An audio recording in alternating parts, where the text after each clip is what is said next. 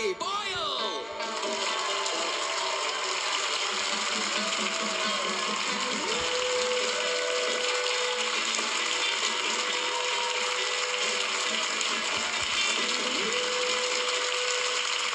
Hello and welcome to the new series of New World Order, which we're filming in Glasgow, in Govan. Could go either way, let's be honest.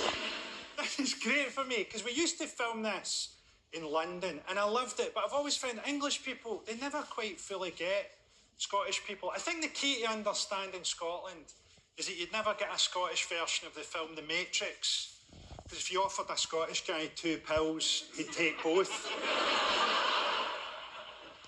Everyone's got through the pandemic in their own way. Matt Hancock watched tens of thousands of people die and managed to stay horny.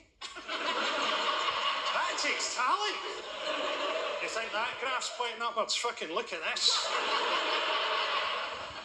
Do you know who I felt sorry for in the pandemic? Black cab drivers, furloughed on 80% of the $9 grand a year that they declare.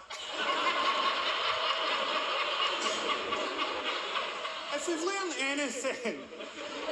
learned anything in the pandemic, it's that elder care in this country can be a lottery. But then on the other hand, old people, they love a lottery, don't they? Maybe if you got a bingo caller to give them their diagnosis, you might start to look forward to it. Legs 11, you're off to heaven. Clickety-click, rheumatoid arthritis. On its own, your husband in a fortnight. The Labour Party have been struggling in the polls, I think because of Keir Starmer. Keir Starmer is sort of like the picture that's in the frame when you buy it. See if you haven't got a personality, make something up. Put a parrot on your shoulder, smoke a pipe, tell people you're double jointed, give us something to work with, Keir. I reckon Keir Starmer has his dinner and is halfway through making love to his wife before she realises that he's come home. She probably phones him to check with this. That was a really weird scream there, or possibly some kind of aneurysm. The Queen congratulated Emma Raducanu on her victory in the tennis. I thought that was really nice. Just nice to see her sticking up for a teenage girl in a US court.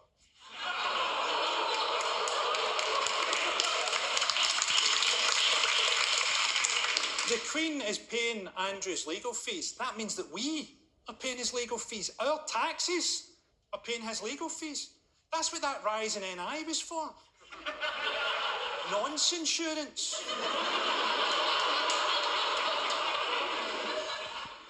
DC Comics are bringing out a bisexual Superman.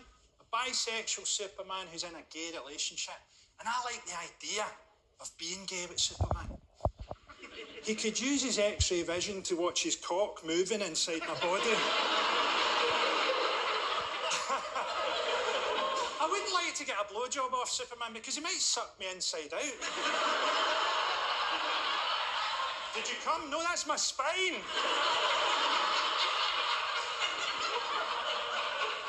I also wouldn't like to give Superman a blowjob. When he comes, it might be like the Kennedy assassination. Newcastle United have been bought by Saudi Arabia, and I think Newcastle are going to do really, really well now. There's no limit to what they might achieve, because the last team that got backed by Saudi Arabia managed to pull off 9/11. OK, let's get on with the show. Joining me to discuss the week's big topics are Miles Jupp, Sophie Duker and Kerry Pritchard McLean.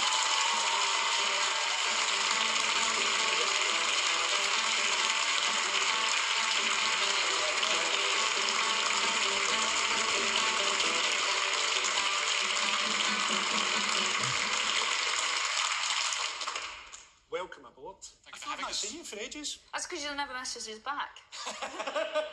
We do this show, that's when we see you, and then radio silence. You sure you're texting the right number? Yeah, that's fair. It's a decoy, leaving the gang on red. I think it's a power play when people do that. I've seen people online, just lingering online, never replying, and then the ... and then Oh, you nothing. think so? You think that's a Oh, play yeah, to get in yeah, there? yeah. You can't reply too soon. I have been ghosted, like, on dates in the last sort of year or so. I think because they got offended by jokes that I told at parties. But I have been... It's a new thing where people just go, fuck that guy. Yeah. How bad were the jokes? I thought they were pretty funny. What age group were the parties aimed at? Was everyone else quite small and dressed as pirates? It's just a really bad booking, Miles. This guy, he's funny, but I don't think he's reading the room at all.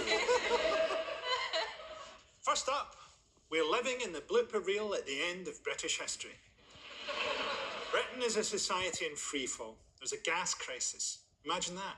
You get through the pandemic, and it was hard for a lot of people to get through the pandemic. You're confronted by empty shelves. You can't take it anymore. You go home, put your head in the oven, and nothing happens.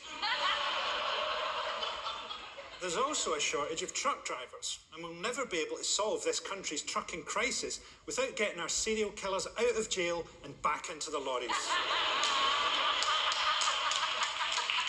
We've quashed your sentence, we've paid your road tax, here's a voucher for B&Q, get in your cab and get this fucking country moving again. We don't even need to attract truck drivers from Europe, we need to attract hitchhikers. The truck drivers will follow. Joining us to discuss how doomed Britain really is, please welcome comedian Erica Ayler.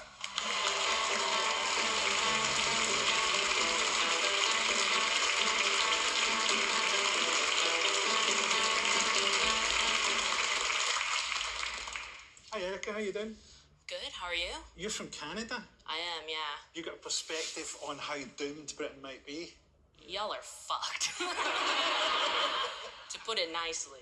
We've got an interesting government. They're a colourful bunch. What, my government? Oh no, but I mean... Well, Trudeau. I thought you were meant... He is very colourful, but sometimes the wrong colour. Yeah. Like always, how many times did he black up? At least 3. There's one where he's blacked up and everyone else isn't even in fancy dress.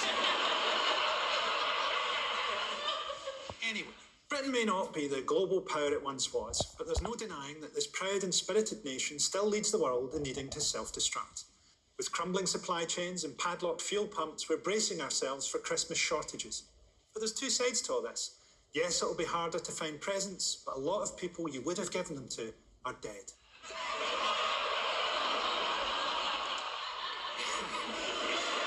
Here's how one plucky investigative reporter captured the desperate moment that horrified customers realised the unthinkable had come to pass. McDonald's had run out of milkshakes. When the sun is shining and you've come to a McDonald's drive-through, this is the one thing you don't expect to happen. 2 strawberry milkshakes, please.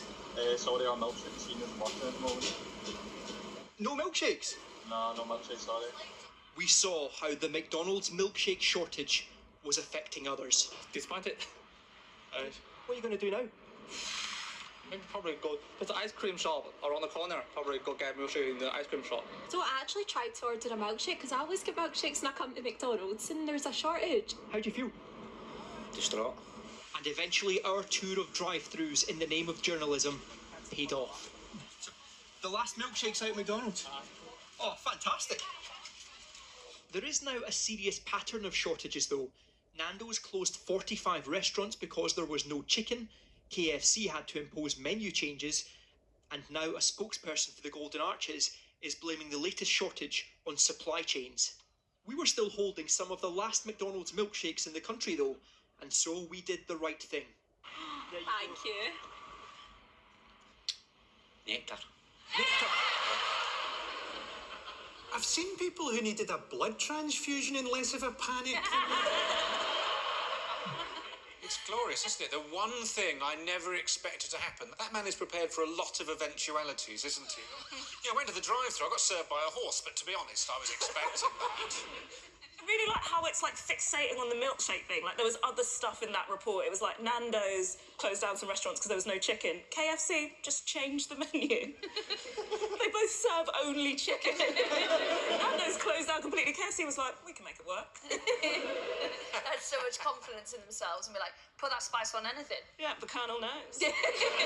Could you just have a sort of a seasoned bucket? You is that? It's my nickname in uni.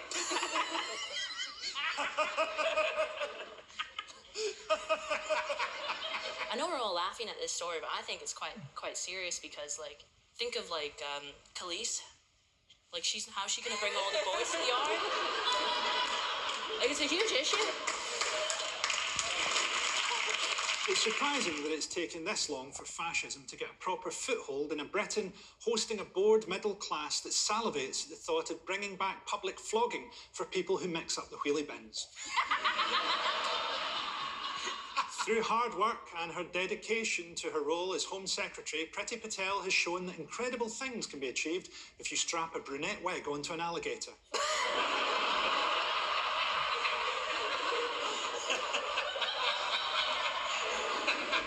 Here she is wowing the Conservative Party conference in Manchester with a crowd-pleasing speech on asylum. All states have a responsibility to control their borders. Where there is a door, there must be a doorkeeper. What is happening in the Channel with small boats is unsafe, unfair, and unacceptable. From the vast camps outside Calais, mainly of male economic migrants, to the shocking images of people crammed into flimsy boats crossing the Channel, exploited by people smugglers, vile criminals characterised by ruthlessness and greed, who even threaten to drown small children just to line their pockets. And then, of course, there is the legal process. If an asylum claim is rejected, there is nearly always an automatic right to appeal. And no surprise that everybody appeals. Even if the decision is to refuse asylum is upheld, there can be yet another appeal, right up until the possibility of further appeals. Do you imagine what she's like watching refugee footage? My nipples are so hard I could burst that dinghy myself. I don't know if she actually spoke like that. I can't do how she speaks, because she's got that thing, hasn't she, where she speaks like an 11-year-old doing a school assembly speech. And that is why I would like to see those people drown. I think the thing I respect about her is that she's got so much contempt for absolutely everyone. Like, she can't believe that she's having to say this. Like, because what she's complaining about is that there's so much red tape around being evil. And then when she talks about doorkeepers, every door must have a doorkeeper, by which she presumably means a death squad, where it's an oldie, worldy, everyone, like, there must be a steward by every door, when really she just wants them to be picking off children. Little inflatables. Doors don't have doorkeepers. Like, almost no doors have a doorkeeper. If you're talking to a doorkeeper, you're in a riddle. It's hard to get used to the idea that Premiership footballers are now the good guys. Nowadays, when you hear that footballers were involved in a spit roast, it's probably a community cooking initiative. I just don't get the racism directed towards those young players after the Euros. Imagine being racist towards your own players. They fucked up a penalty shootout. How much more English do you want them to be? But when you can't even leave the house, what can you yell at? One ingenious arsehole made a heartfelt self-shot protest video showing that you can still make your voice heard even at home.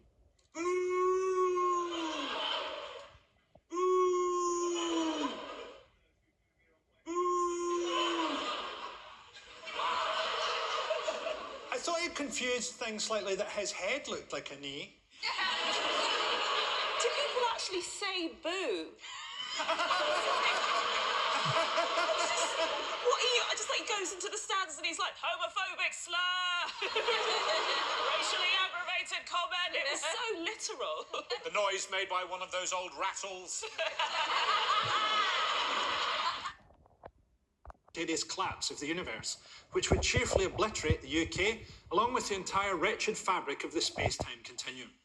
But in the absence of that happy event, here's a harrowing clip from this morning, where an ever-glossy Holly and Phil are given an excruciating glimpse into the brokenness of Britain. friends Claire Vickers and Barry Douglas have a story that they will never live down or easily forget. Well, on a drunken night out in August, the pair decided to break into a water park in Hampshire. Taking advantage of the empty park, they headed for the water slide. As a result of their antics, the friends are now temporarily in wheelchairs after breaking their legs and shattering their feet. You were out, I think you'd been to the pub in the day and you'd obviously been drinking, and then you went to a house party and that's when you met up with Barry. Whose idea was it then to go to the water park? Mine. It was your idea. Yeah. Have you done it before? Yeah, it's just everybody does it. So bearing in mind, you know you shouldn't be there. Oh, yeah. Yeah, 100%. Yeah. Yeah. Definitely. And so the decision to go down the water slide is whose idea? That's your idea again? Yeah, Awful finger, was it? a bit both, yeah. I know, well, that night I didn't plan on going out to do this. It just happened. It just happened. And you go down together, don't you? Yes. So I think you're in front. Yeah. And then you're sort of tucked behind. Yes. And down you go. This is meant to be fun. I think one of the things also, which will be quite important in a minute in the story, is the fact that you decided to skinny dip.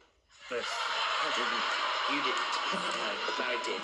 And so you're going down the slide naked. Yes, I am. 100%. 100%. There are comical elements to this. However, what happened at the end of that slide is incredibly serious because instead of shooting at the other end, there is a barrier across the end of the slide. Yeah. What was that barrier made of? Steel. Yeah. Steel. Yes, it's solid barrier steel.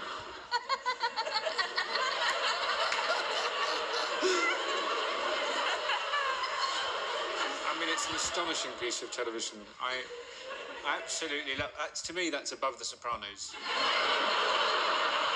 But Holly and Phil are really like hard-working, aren't they? So they're on a conveyor belt of this thing. So I would imagine they hardly know what's coming up. So they see two people in wheelchairs, and they're like, "Oh, this is going to be really harrowing." And then halfway through, they're like, "Oh no, this is hilarious." I like the way they framed it, like it was a epidemic that everyone was going to these water parks breaking in. Like, no, it's just you. They were shagging in the tube, right? Clearly. Yeah. God, that never occurred to me. Aren't they going down? Wouldn't you go down quite? Because they've got Wouldn't to you try go to make down it... quite fast? Wouldn't you go? If it was me, she'd have gone down head first, mate.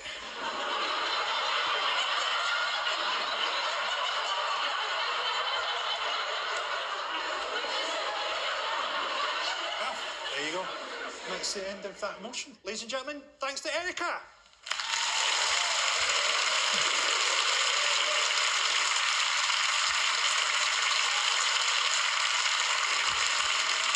Next up, billionaires deserve to die on Mars. Luxury is something capitalism has come up with for us to desire, an incentive for us to aspire to. When you actually get luxury, it's always disappointing.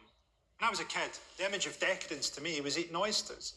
So when I first got a bit of money as a comedian, I thought, I'll try the oysters. I don't know if you've ever had oysters, but if you enjoy licking cum off the back of a tortoise,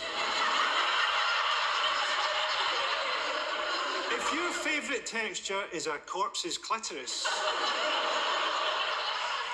may I recommend the oysters?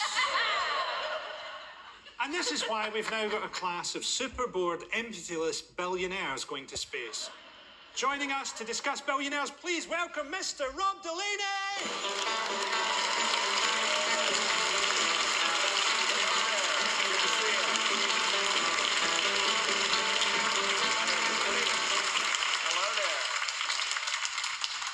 Welcome, Rob. Hey, thanks for having me. Nice to see you all. Thanks for coming, man.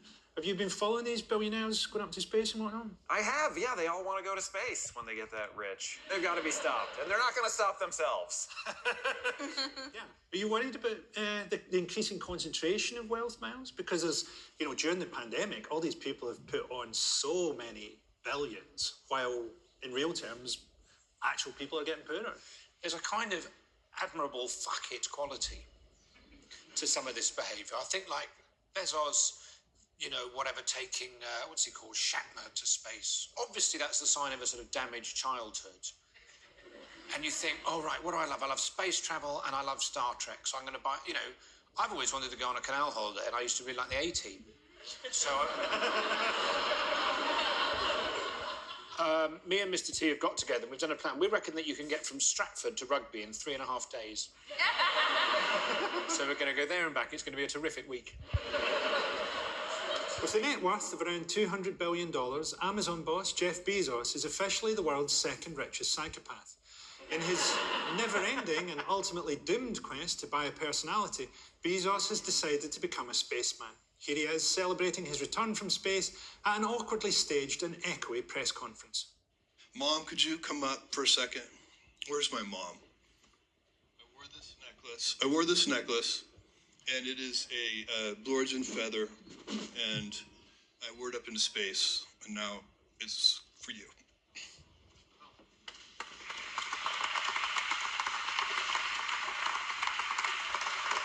I want to thank every Amazon employee and every Amazon customer, because you guys paid for all this. So, seriously, for every Amazon customer out there and every Amazon employee, thank you from the bottom of my heart. Can I just say quickly, sometimes when you buy something on Amazon, it'll say, like, would you like to do a subscription to this? My wife and I are getting older, and I went to buy some lube on Amazon, and it said, would you like to make this a monthly purchase? And I was like, what? Yeah, I suppose I will. So the idea that our lube paid for him to go to space, I want to say it upsets me, but it honestly warms my heart a little bit. Stuff with his mum as well is quite clearly a ploy to seem likeable. Yeah. But ultimately, it just clearly shows that, like, but yeah, the only person that you're still friends with is the person who's genetically obliged to still like you and love you. But we've seen the necklace he gives as well. For a start, it's a Blue Origin one, so he's just pushing the brand. And it's also a wank necklace as well. It's like what you would get from a boy that, like, you have a summer fling with in Newquay. It's like so... Yeah, it was like he'd stopped off at a garage on his way back from space. Elon Musk, with a personality disastrous even by South African standards, is trapped in a perpetual audition for a Bond villain. When he's not busy trying to hack into the human brain so that he can upload his fractured psyche into his own car, the awkward billionaire is planning luxury trips to Mars, as seen in this fast-cut CGI preview for this daft project. SpaceX's spaceship will be your home away from home as you travel to Mars. Look up, way up. What stands before you is the SpaceX spaceship. Elon Musk has spared no expense to offer you these views. This is the multi-purpose activity area. This is where you come to fight off boredom during your 7-month journey. This activity area is where you'll be able to catch a zero-G concert. Is there anything classier than a world-class violinist playing Chopin while elegantly floating in the air amidst the backdrop of space? The showers are tube-like with restraints at your ankles to keep you in place. A pressurized portable bottle of water connects to the ceiling, and the water then flows through a connected hose and shower head. Now you can put on the liquid soap. There are no drains, of course. You'll have to suction up the suds using a collection bin, as wayward water could pose a hazard to the expensive equipment on board. Every part of it sounds shit. Enjoy the showers while you're strapped to the bottom of them. Oh, yeah. I'd conservatively say that that's about 700 times worse than prison being in there. Except in prison, you don't get restrained in the shower. I mean, you know, unless it's by a friend. So what... I hope that is actually the long game, is they're going to lure all the billionaires on there, then there'll be a camera, and they'll just be like one absolute psychopath. Like, they'll just send Rose West up as well, and just see what happens. She rips off the thing she's been playing violin the other day.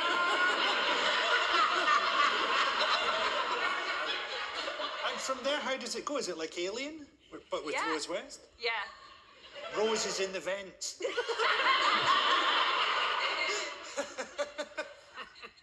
Britain's most famous billionaire, 200-year-old orangutan Richard Branson,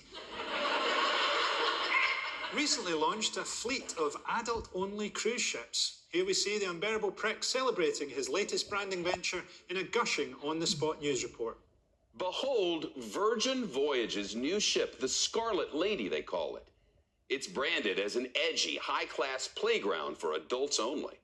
For example, if you want to blow off some steam, head over to the boxing ring. Jonesing for a tattoo? There's a parlor on board. And obviously, every cabin comes equipped with a fanciful box of sex toys. It's just going to be a fun ship for adults. No kids allowed on board, and I think people will have a great time. God. It's like a sting operation to catch retired sex offenders. Also, you can tell when he was rich, like when he felt like he peaked, because it's all really 90s. It's all like, we've got a boxing ring, a tattoo parlor. You're like, all right, mate. Like, Shed 7 are playing. Yeah, it feels more honest that it's just like him living out his fantasies. It's for him and all the women who can't get away unless they're strong swimmers. It's just... Right, well, that's the end of the show. Thanks to my guests, Miles Jupp, Sophie Duker, Kenny Pritchard McLean, Erica Ayler and Rob Delaney.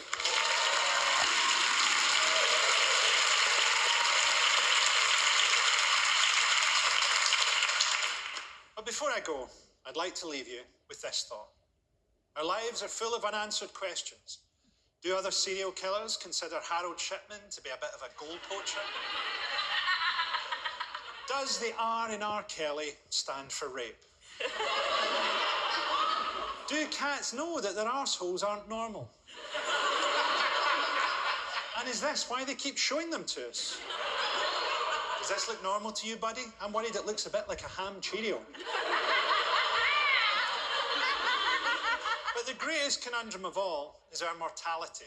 And it's to our middle-aged and older viewers I'd like to talk tonight. Nobody really warns you about getting older. Someone sits you down at puberty and has a talk. No one tells you at 45 that in a couple of years' time you're going to be ejaculating like a party popper from a flood-damaged pound shop. That one day you'll develop brown spots in your skin, look down at yourself and realise that if you were a banana, you'd be thrown away. I've been thinking about mortality because this week Colin Powell, a key instigator of the Iraq War, died. God, I miss him. Yes, he made mistakes, but who among us hasn't told some lies that led to the death of several 100,000 civilians? I know I have.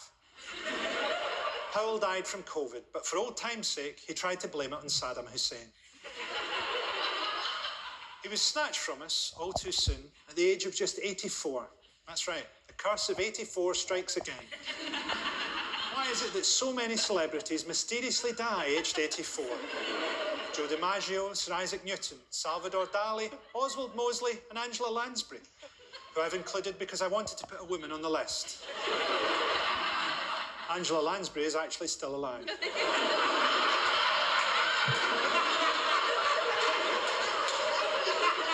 At the time of recording. When the cursed spirit of Colin Powell was ushered into the Club of 84, the blood-stained velvet rope would have been unclipped and lifted by none other than the saxophonist who played the riff on Jerry Rafferty's 1978 hit Baker Street, Raphael Ravenscroft, who lived a mere 36 years after the song was released, dying in 2014 at the age of, you guessed it, 60. Which shows how powerful the curse of the 84 Club can be, reaching back through time to strike down Ravenscroft 24 years early. A lesson for us all. Good night.